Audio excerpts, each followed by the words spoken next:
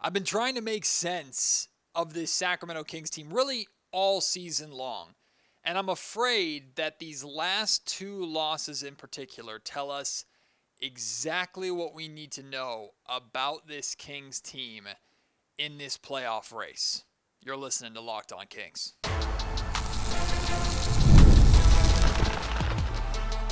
You are Locked On Kings, your daily Sacramento Kings podcast, part of the Locked On Podcast Network, your team every day. And now, ladies and gentlemen, it is that time for another episode of Locked On Kings. Hello and welcome into Locked On Kings, your podcast hub for Sacramento Kings coverage all season long. Today's episode is brought to you by FanDuel. Right now, new customers can get $200 in bonus bets when your first $5 bet wins. My name is Matt George. I have the privilege of being your host here. I'm a Sacramento sports anchor and reporter for ABC 10 News, and this is the second time in the last 3 games that I'm starting the Locked On Kings podcast with just this stinging feeling in my gut, right? A painful loss that is numbed a little bit by the fact that the Sacramento Kings did so many good things in this game. And after the Denver Nuggets loss, I told you I wasn't too worried, I wasn't too concerned, I wasn't feeling too bad about that loss, or I was able to still find the enjoyment and find the positive in that loss. Not that I'm one for silver linings and moral victories, especially in the thick of a very tight playoff race in the home stretch of the season, right? But there was a lot from that Denver game that I walked away from feeling pretty good, even though the Kings had lost that game. But here we are, just a couple of nights later, and it's the exact same story. And the fact that there was a win in between those two games, but it was against a team that the Kings are ahead of in the standings and ultimately better than, even with De'Aaron Fox playing without Victor Wembanyama, right? That's the Spurs season is pretty much over. And you look back to, yes, the Sacramento Kings are winning more than they're losing. Doug Christie has a pretty significant winning record since taking over control of this team, but a majority of those wins are against teams that are below them in the standings. And I'm not trying to say that to undermine anything that Doug Christie has done or undermine anything that the Sacramento Kings has been doing. Tonight, the defense was solid again. I thought Keegan Murray had the best fourth quarter, the best quarter period of his career. We'll talk about that. Zach LaVine finding a way to score over 30 points while hitting just one three-pointer in this game. Jake LaRavia playing really well. Devin Carter having his best game of his career so far. Like, there's so much from this game positive that I want to talk about and I don't want to take away from, but here you are again against teams that are at the very, very least at your level, but in standings and the general belief is are better than you. They're teams that fit into that good to great category that you have to compete against in order to make the playoffs. You had full control and you blew it. You blew it. 2 losses against 2 playoff, or at the very, very, very least, high-end play-in teams, in the Clippers case, in the West. 2 games you're in full control, and you let them slip away. Like, y'all, this is put up or shut up time, man. Like, this is the time where if this were November and this group were starting to hit their stride together, I'd be like, okay, all right, this is exciting, right? And there's absolutely a lot to be encouraged by with how this group is coming together and like this newfound defense that the Sacramento Kings are playing. Like, it's awesome. It's come out of nowhere. This group is gelling, and it's great, except it's March, not November. And the Kings don't have time for the growing pains. And it's great that everybody's figuring each other out all of a sudden, but is it becoming a case of too little, too late? Right? This is, like, you were up 7 points with a minute 30 remaining. And I know 7 points is not a lot in the NBA. But you're up 7 points with a minute 30 remaining in this game, and you allowed it to go to overtime. You stopped moving the basketball. There was a horrendous overturned call that we'll talk about later on in this podcast that 100% changed the outcome of this Kings game and caused the Kings to lose. No ifs, ands, or buts about it. But besides putting blame on the officials, the Sacramento Kings have to take blame upon themselves because, again, these are 2 games against teams that are better than them. 2 games that the Kings are trying to prove that they are at the same level or at a playoff level with these teams. And they do it for 3.5 quarters and then just couldn't close it out. Maybe it's good that they're learning these lessons and learning in real time and trial by fire together. But again, these are 2 games that if the Sacramento Kings finish exactly where they're at right now, 9th in the West for the 2nd straight year in a much worse play-in position than even just 8th, these are 2 games we're going to look back at and go, damn, those killed. And I'm afraid this is who this Kings team is. I'm afraid that while it is a fantastic thing that the Kings have found ways to handle their business against the teams they're better than and not just win those games, but win them comfortably, win them soundly. I know they lost to the New Orleans Pelicans in a heartbreaking loss at the hands of really C.J. McCollum the game before the All-Star break. That one stings as well. But for the most part, since Doug Christie has taken over, the Kings have done a great job really kicking the ass of the teams that they should be beating. And that's good. But the teams that you got to be worried about in the play-in/playoff scenario are all teams that are going to be at the very least at your level. Most, if not all of them, are going to be above your level.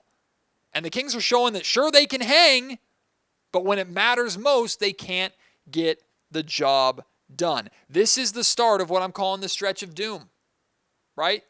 They got the New York Knicks tomorrow night. Sure, Jalen Brunson isn't playing. He's out with an injury right now, but that team still is dangerous. They pretty much kick your ass every single year with the way that they play, and they're rested waiting for you in Sacramento while you're coming off of a hard-fought game where the majority of your best players played over 40 minutes tonight.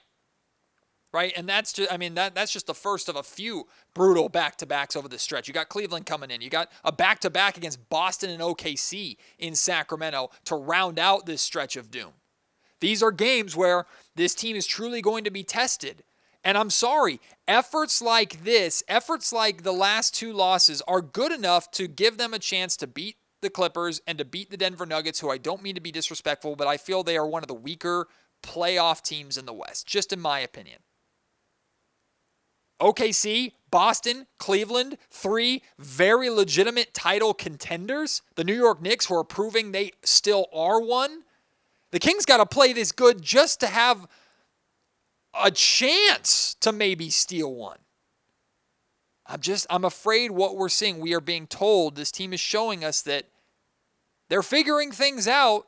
Maybe they're on the right path, but for right now, for the goals that they've set for themselves, they're going to fall just short again. And look, I know some of you are going, Matt, they're missing Malik Monk. They're missing Domantas Sabonis. Give them a break. They're down 2 starters. Missing 2 starters is a big deal, of course. And trust me, I'm not trying to disparage the importance of those 2 players. Those of you who have listened to Locked On Kings for the last handful of years know how big of a homer I am for Domantas freaking Sabonis. You're not going to see me all of a sudden turn on Sabonis and do a 180 and say, like Sabonis not playing didn't matter in this game. Of course it freaking matters. He's arguably the best player on this Kings team. Certainly one of the most important. But I think it is absolutely fair to question whether or not this level of defensive intensity and success that we have seen from the Sacramento Kings over the last handful of games, but really over the last 2 weeks, but especially in these last few games against Denver, against the Clippers, both games without Monk and without Sabonis. I think it is absolutely fair to question that when those guys come back and take back those starting caliber minutes that they are going to play, whether or not the defense will be able to stay at the same level. Because if it drops off against these really good teams coming into town, it's going to hurt. Now, maybe offensively, if the Kings had been better tonight, they would have won this game and overtime never would have mattered, right? The Kings only scored 110 points, and they had to scratch and claw for those 110.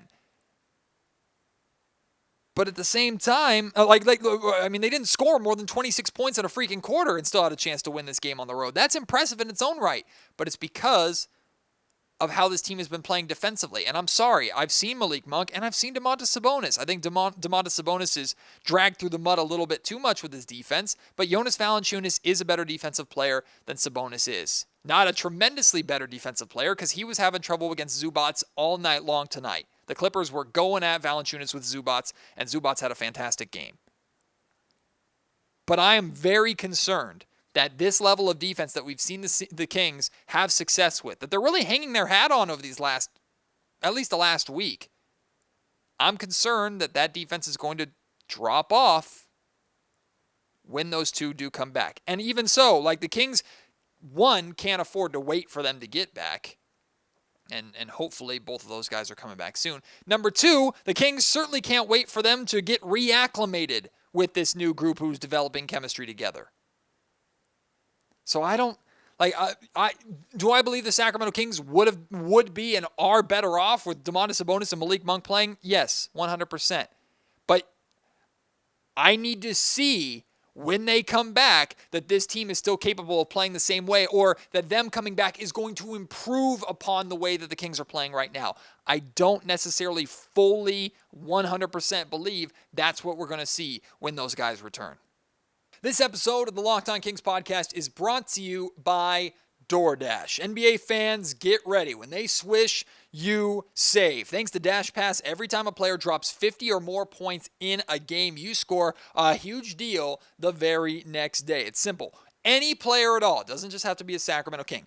Any player scores 50 or more in a game, even if it's against the Sacramento Kings. During this 2024-2025 NBA regular season, Dash Pass members get 50% off of an order, up to $10 off the next day from noon to midnight. Whether you are looking for a game day feast, hitting on those late night cravings, getting lunch on the go with a busy day at work, or you're fueling your next Sacramento Kings watch party, DoorDash and Dash Pass have you covered to get you the food or the groceries or whatever that you need delivered right to your door without all the hassle of you having to go out and make the time to get it. Sign up for Dash Pass and be ready to save. When any player scores 50 or more points in a game this regular season, Dash Pass members get 50% off of an order the next day, up to $10 off. Just use promo code NBA50 from noon to midnight after a 50-point game on eligible orders at participating merchants. Must have an active Dash Pass account. Terms apply. Visit DoorDash to learn more. All right, let's talk about that nonsense overturned foul on DeMar DeRozan in the fourth quarter. Like, I feel pretty confident in saying if that call had been confirmed or upheld like it absolutely should have been, this game isn't going into overtime. DeMar DeRozan is getting 3 free throws, and he's making bare minimum 2, right? How in the world can you look at that call, review that, see the same thing we're all seeing at home, and say that that was not egregious contact or whatever the hell they said on DeMar's wrist? That was not DeMar's hand. It was DeMar's wrist. That is a foul by every letter of the freaking law. You cannot convince me otherwise. I've watched it back time and time again, and I have tried as best as I can to take my purple glasses off and look at it from the most unbiased point of view that I can. I don't get it. Now, if that were LeBron James, NBA official, the Twitter account would be tweeting about sleepless nights or some bull crap after something like that. That call, it's not just that you didn't get you got the call right in real time. Then you review it because it's challenged. The whole point of the challenge and review system is to take the time to make sure you're getting calls right. But you took the time, wasted our time, and turned something that is clearly, obviously a foul and found a way to say it's not one? Stupid. Unbelievably stupid. Now, I'm not one for conspiracy theories or anything like that, even though I grew up watching what happened with the 2002 Kings-Lakers series. I am not a believer in NBA conspiracy theories, but it is crap like that that happens not just to the Kings, but to a lot of teams around the league. And it's crap like that that makes people say that the fix is in, right? I thought that was atrocious to not just get the call wrong, to change the correct call with a review system and then make it wrong and have it have that kind of impact. Just an absolute terrible, terrible decision by the official review office or whatever in New Jersey, whatever the hell. I don't know who. They need to get their eyes checked because everybody on the planet watched that and knew that it was a foul except for the people that actually made the call. If that's not a foul, then I need to go back in time and have 3 or 4 fouls on Keon Ellis taken off the board. Hell, the Kings lost to the Denver Nuggets just 2 games ago, and Keon Ellis fouled Jamal Murray almost in the exact same way in that game. Ended up costing the Kings with Murray going to the free throw line and knocking down the free throws. Now, I'm not saying that wasn't a foul on Keon Ellis. In my opinion, it very much was. But if this one isn't a foul tonight, then that can't be a foul against Keon Ellis. Is that what you're telling me? Ridiculous. Absolutely ridiculous. Now, after that no call or changed call, DeMar DeRozan then had the ball, went down, and chucked a horrendous 3. Right? I know we've had this conversation before. And DeMar hit some huge shots in this game. So this is not going to be a crap on DeMar Fest or anything like that. I get how good of a clutch shot maker that DeMar DeRozan is. And I'm like, sometimes I wish he would pass the ball more. But that particular play where you just pulled up for 3, really for no reason. Maybe you were feeling it. I don't know. I'm not in DeMar's head. And I know Doug Christie's going to have his back and his teammates are going to have his back every single time. But, man, you got the Clippers in foul trouble. James freaking Harden is out there on the floor who doesn't play a lick of defense, right? Like, you have to get at least try to get a better look than that. Or for God's sakes, DeMar, if you're a mid-range merchant, freaking step in a couple more steps. DeMar DeRozan, man, you talk about the king of the toe on the line. Kings would have won this game with 2 late buckets that DeMar did hit where he had toes on the line. And I say this as a joke, but it's 100% true. DeMar DeRozan would be the worst wide receiver ever because he would not be able to keep his toe in bounds with how much he has his foot on the line. It is unbelievable how many times just this season, in the 1 year that I've watched DeMar play basketball every single day as a member of the Sacramento Kings, how many times he has knocked down one of those deep 2s because his toe was on the line. Crazy to me. DeMar DeRozan didn't lose the Sacramento Kings the game, by the way. I'm just bringing that up because we were talking about DeMar and that foul call. I actually did like, and I'm glad that DeMar, whether he was cool with this or not, Doug Christie's call or not, I like that Zach LaVine got the last shot to try and win the game in regulation. It was a tough shot. It was off balance. He didn't get the bounce that Kawhi Leonard got for Kawhi's game winner. I'm glad Zach took the shot. I'm glad they gave it to Zach. Not that I didn't trust DeMar in that spot. Hindsight's 20/20. Maybe DeMar should have taken it. I don't care. I'm glad they gave Zach the look, even with Zach having as bad of a game that he was from 3-point range. But I really like that Zach was doing a phenomenal job attacking the basket, really crafty finishing with his layups through traffic around the rim. I like the fact that we saw LaVine, who's been scorching. I mean, he's shooting 62% from 3-point range over the last 5 or 6 games. Was 0 of 6 from 3, hit his first 3-pointer in overtime, and that got him above 30 points. The fact that he had a 30-point game with 1 of 7 or whatever it was from 3, I'm encouraged by that. Unfortunately, the Kings lost. One more of those threes goes in, the Kings win. But I actually liked Levine taking that last shot, and I credit Doug and credit DeMar for giving him the ball and letting him take that shot. I was so ready to freaking, and I'm still going to do it, but I was ready to obnoxiously celebrate Keegan Murray tonight. I thought this was one of Keegan Murray's, not just one of the best games of his career. I thought the fourth quarter that Keegan Murray played was the best quarter of his career. And yes, I'm aware he had a 47-point game last season. I thought this fourth quarter tonight was better than any other quarter that he's had, even when he was knocking down a billion threes in that 47-point performance.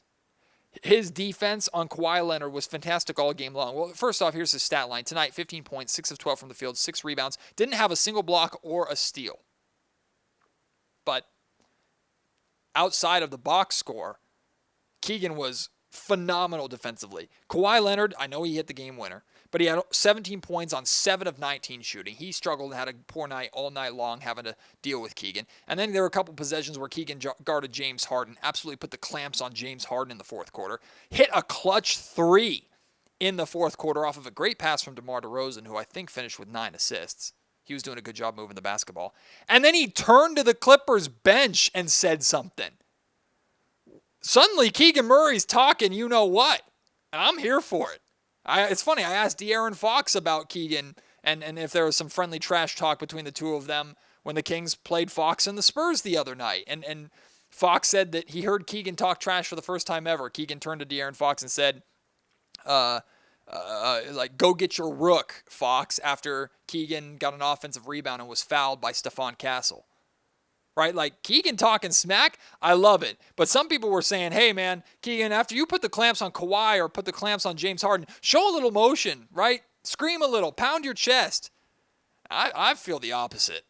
If I'm as good as those guys are and someone puts the clamps on me like Keegan Murray did, and then I look at them and they just have that deadpan just face staring back at me, that's going to piss me off more than if you'd scream in my face, right? I thought Keegan was excellent in this game. And truth be told, he played really good defense on Kawhi on that last possession. Kawhi made a really good move, kind of spinning away to give himself enough space to get that shot up. Jake LaRavia, I think, went over and helped. Jonas Valanciunas stepped up and helped.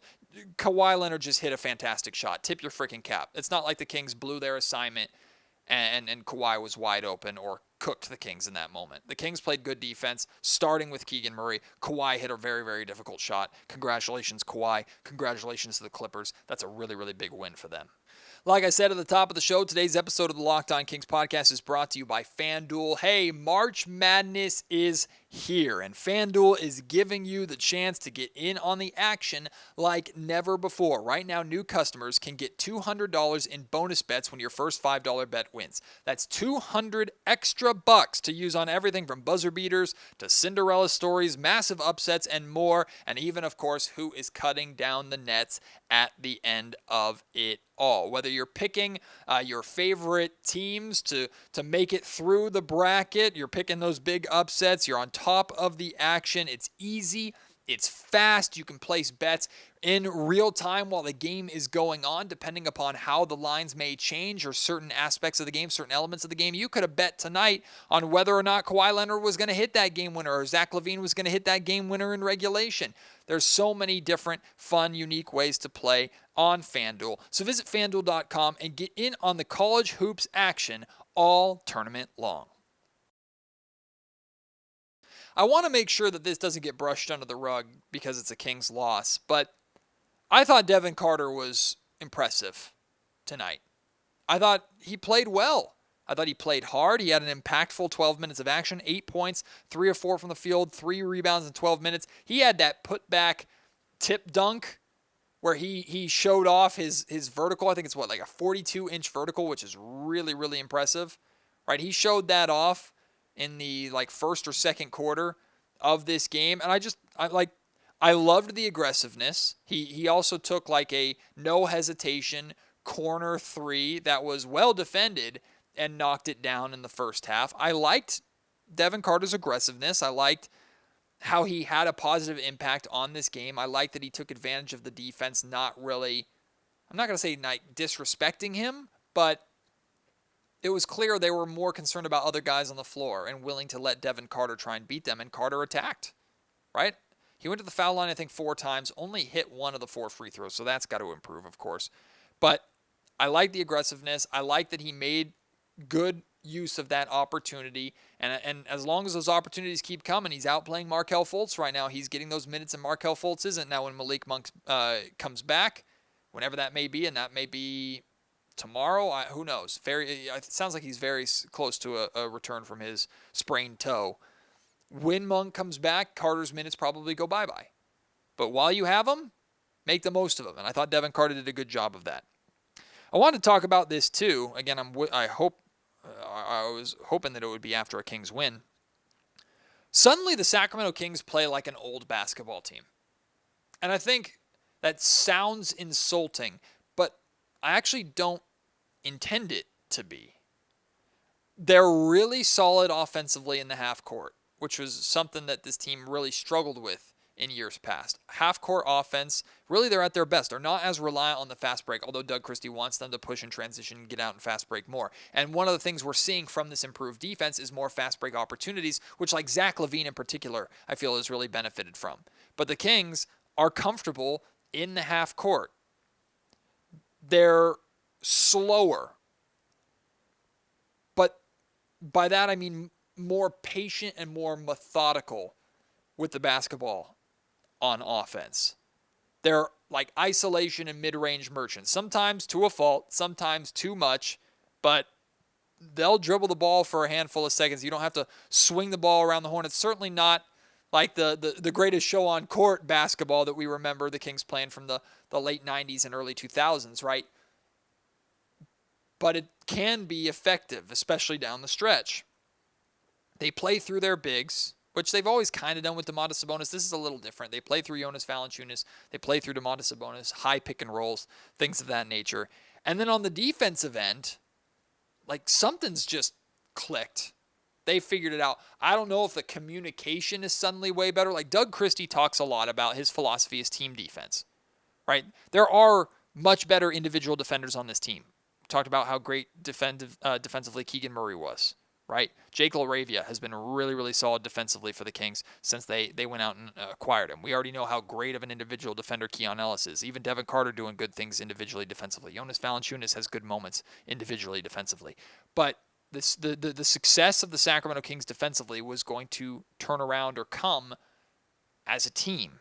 That's Doug Christie's philosophy. And this team has figured something out. Again, I'm a little concerned that will be able to continue when both Domantas Sabonis and Malik Monk come back and take control of high-level minutes or high total, high volume of minutes.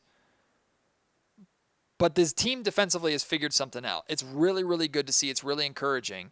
And this is the right time to do it down the stretch when you're trying to make it to the playoffs where defense is even more important in the playoffs. It's good to see that this team is capable of showing it. All right, let's look at the standings update for the Sacramento Kings. The Kings, they haven't moved. They're just now more firmly in 9th place. They're now a game and a half back of the Clippers in 8th. Again, 8th and 9th are colossal differences.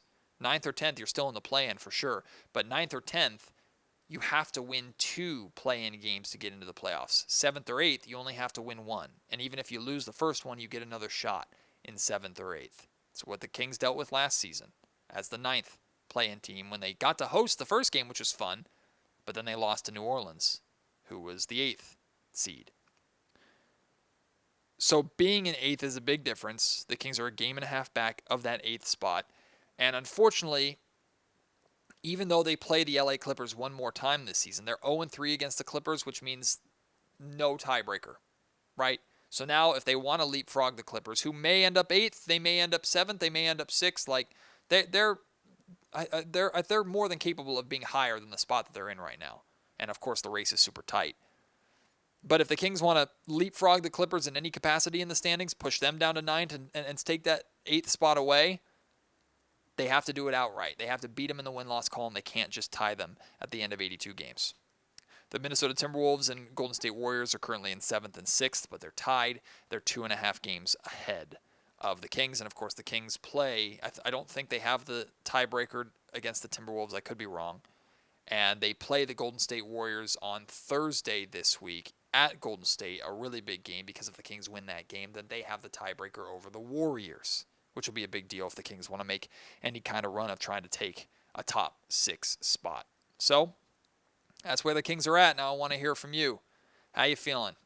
Are you concerned? Are you still able to pull more of the positives than the negatives out of this game? God, I wish I could. I wish I could feel the same way after that I did after that Denver Nuggets game. But having 2 of these losses against 2 of these caliber of teams in the last 3 games, it's tough to find the silver lining in this one. But I want to hear from you. At MattGeorgeSack on Twitter. Email me, mattgeorgesports@gmail.com. You, of course, can leave your thoughts in the YouTube comment section down below if you're watching on YouTube. Appreciate your support. Can't wait to have you join me after tomorrow night's Kings-Knicks game. I'll have a post-game pod from the Golden One Center. If you're coming to the arena, please come by, say hi. I'm at the top of Section 105. That's the media area. Come by, say hi. Hopefully the Kings can bounce back and find a way to beat the New York Knicks, which they have not been able to do very much in recent seasons. See if they can figure it out. I'll have a post-game pod for you after that, no matter what. Appreciate your support. Can't wait to have you join me on the next show. Until then, my name is Matt George. You've been listening to the Locked On Kings podcast, part of the Locked On Podcast Network.